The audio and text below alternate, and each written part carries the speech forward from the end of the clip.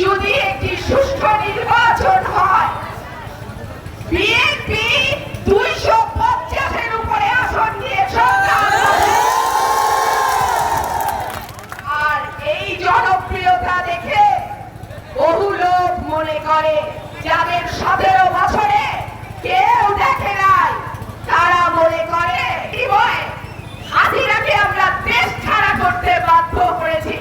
সেই আত্মত্যাগ যেন কুটি কয় সুবিধাবাদী স্বার্থান্বেষী মহলের কারণে কালিমালিপ্ত না হয়ে যায়। আল্লাহর কি বিধান, যারা একদিন দেশনেত্রী বেগম খালেদা জিয়াকে, এই দেশের আপসহীন নেত্রী অবিসংবাদিত নেত্রী খালেদা জিয়াকে যারা মিথ্যা মামলার সাজা দিয়ে কারাগারে পাঠিয়েছিল, তারাই আজকে এই দুর্নীতির দায়ে, চুরির দায়ে তাদেরকে গ্রেফতার করে পুলিশ তাদেরকে কারাগারে পাঠাচ্ছে। আল্লাহর বিধান।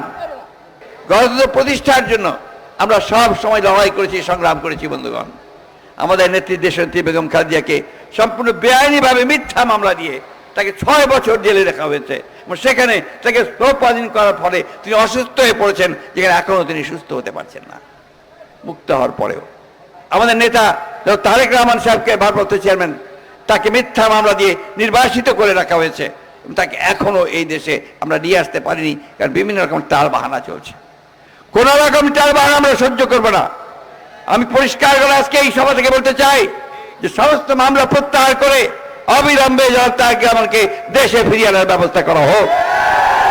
একই সঙ্গে যত মামলা আছে এই সরকার, আওয়ামী লীগ সরকার আমলে করা হয়েছে, আমাদের ছাত্র দল, যুব দল, স্বেচ্ছাসেবক দল সহ, মূল দল সহ সমস্ত মামলাকে অবিলম্বে প্রত্যাহার করতে হবে। এটা দাবি, এটা এই দেশের জনগণের দাবি। আমাদের ছেলেরা আত্মত্যাগ করেছে, জীবন দিয়েছে, প্রাণ দিয়েছে, নেতারা জীবন দিয়েছে, প্রাণ দিয়েছে। আজকে সেই গণতন্ত্র প্রতিষ্ঠার জন্য তারা প্রাণগুলো দিয়েছে।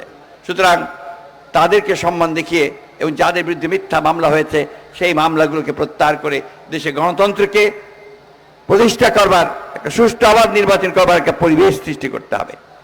আমাদের ছেলেদের, বিরোধী দলের নেতাকর্মীদের বিরুদ্ধে মামলা প্রত্যাহার না হলে কখনোই একটা নিরপেক্ষ অবস্থা তৈরি হবে না, প্লেইং ফিল্ড অবস্থা তৈরি হবে না। সুতরাং আমি আজকে আবার এই সভা থেকে এই সরকারের প্রতি আহ্বান জানাচ্ছি, কাল বিলম্ব না করে সমস্ত মামলাগুলো প্রত্যাহার করা হোক। আজকে যে হাসিনা অত্যন্ত বাগাড়ম্বর করে বড় গলায় বলেছিল যে আমি শেখ মুজিবুর রহমানের মেয়ে, আমি পালাতে জানি না, বলেছিল না? কিন্তু সেই শেখ হাসিনা সেই ছাত্র জনতা উত্তাল তরঙ্গের সুনামি যখন আক্রমণ শুরু করেছে, আসতে শুরু করেছে, তখন অতি দ্রুত গণভবন থেকে বেরিয়ে হেলিকপ্টার নিয়ে পালিয়ে চলে গেছে। তারপর সবাই দেখেছেন এই যে আপনার ফেসবুকে এবং বিভিন্ন জায়গায়, তাই না? আজকে দুঃখ হয়, কষ্ট হয় যে এর জন্য মানুষকে অনেক প্রাণ দিতে হয়েছে। আমরা গত 17 বছরে আমাদের এই বিএনপিরই প্রায় 1000 লোককে গুম করে ফেলা হয়েছে, হাজার হাজার লোককে গুলি করে হত্যা করা হয়েছে, 60 লক্ষ মানুষের মধ্যে মিথ্যা মামলা দেওয়া হয়েছে। কাপাসিয়াতে কয়টা মামলা? কাপাসিয়ায় মামলা জোরে বলেন, 100টার বেশি। ছাত্রদের নেতারা কতগুলো জেলে গেছে, জেলে গেছে না? রাত্রিবেলা বাড়ি থেকে ঘুমাতে পারতো না, তাই না? আমাদের বিএনপি নেতারা ঘুমাতে পারতো না, খালি কোর্টে যাও, হাজিরা দাও, আবার না হলে ওই পুলিশ এসে আবার ধরে নিয়ে যায়, আর টাকা চায়, টাকা দিতে না পারলে আবার আরো ধরে নিয়ে যায়, মামলা দেয়, ঠিক না? বন্ধুগণ, এই হান্নান শাহ সাহেবও মারা গেছেন কিন্তু হাজিরা দিতে গিয়ে।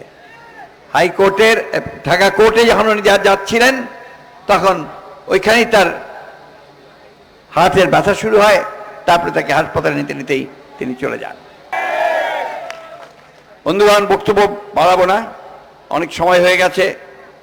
আমাদের নেতা যারা তারেক রহমান সাহেব তার বক্তব্যে বিভিন্ন সময় বলেছেন যে আমরা একটা নতুন বাংলাদেশ তৈরি করতে চাই।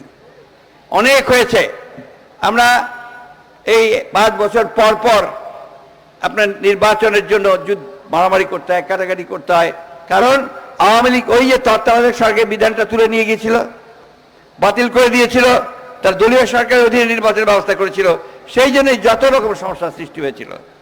আজকে সেই ব্যবস্থাকে আমরা ফিরে চাই স্থায়ীভাবে। এটা আলোচনা করা যেতে পারে, কিভাবে করা যেতে পারে, হতে পারে। এবং একই সঙ্গে এই দেশে অন্যান্য যে বিষয়গুলো আছে, মানুষের অধিকারকে প্রতিষ্ঠা করবার জন্য, মানবিক মূল্যবোধকে প্রতিষ্ঠা করার জন্য, সাম্য প্রতিষ্ঠার জন্য, বৈষম্য দূর করার জন্য, তা সব মিলিয়ে আলোচনা করে অতি দ্রুত এই সংস্কারের ব্যবস্থা করে একটা নির্বাচনের ব্যবস্থা করতে হবে।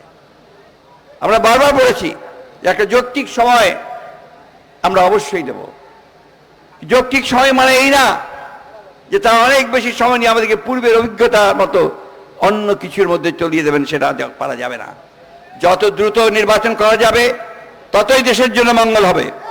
যত দ্রুত নির্বাচিত সরকারকে আনা যাবে ততই দেশের জন্য কল্যাণকর হবে। সুতরাং আমরা মনে করি অতি দ্রুত সংস্কারগুলোকে সম্পন্ন করে একটা নির্বাচনের ব্যবস্থা তৈরি করে একটা নির্বাচিত পার্লামেন্টের হাতে, জনগণের হাতে ক্ষমতা হস্তান্তর করতে হবে। আমি আজকে আপনাদের সবার মধ্যে দিয়ে ব্রিগেডিয়ার জেনারেল হান্নান সাহেব রুহের মাগফিরাত কামনা করেছি, শ্রদ্ধা জানিয়েছি। সেই সঙ্গে শ্রদ্ধা জানাই এই গণতান্ত্রিক যুদ্ধে, এই সংগ্রামে যত ভাই বোন আমার শহীদ হয়েছে তাদের সকলের প্রতি আমার গভীর শ্রদ্ধা জানাচ্ছি। বিগত এই জুলাই ম্যাসাকারে, অগাস্টে যারা শহীদ হয়েছেন তাদের প্রতি আমার শ্রদ্ধা জানাচ্ছি। আমার যে ভাই, আমার যে সন্তান, আমার যে শিশু যারা গুলিবিদ্ধ হয়ে মারা গেছেন বন্ধুগণ, তাদের প্রতি গভীর শ্রদ্ধা জানাচ্ছি। আমরা আর সেই অবস্থা ফিরে দেখতে চাই না। আমরা মা আর সন্তানকে হারাক সেটা দেখতে চাই না। আমরা দেখতে চাই না পিতা তার পুত্রকে হারাক। আমরা সত্যিকার শান্তিময় বাংলাদেশ দেখতে চাই, একটা বৈষম্যহীন বাংলাদেশ দেখতে চাই, সত্যিকার একটা সমৃদ্ধ বাংলাদেশ দেখতে চাই।